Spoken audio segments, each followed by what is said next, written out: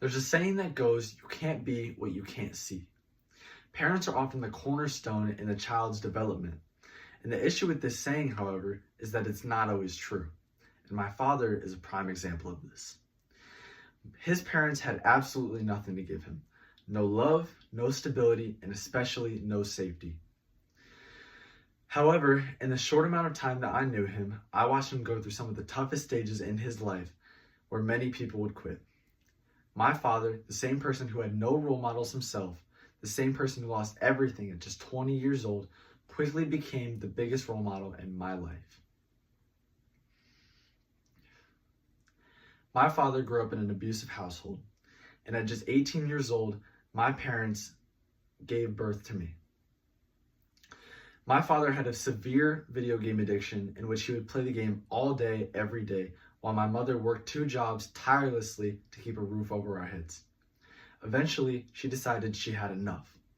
She divorced him, took me with her, and cut off all contact that they had together. This was the wake-up call for my dad. He decided that he was going to work endlessly until he landed a stable blue-collar job, and once he was finally back up on his feet, he pleaded with my mother to give him one more chance to be my father.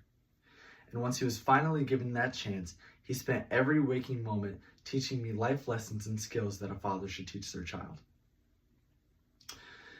Eventually, he remarried with another woman, and in 2021, that same year that they married, he bought a house with her and raised 3 puppies.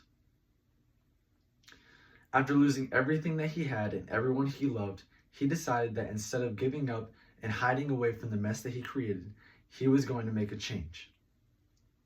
He worked harder than everyone else around him, and he did it without complaining. He lost everything and gained everything back, and he gained even more than he had ever wanted. Unfortunately, however, he passed away this month on February 7th, 2025.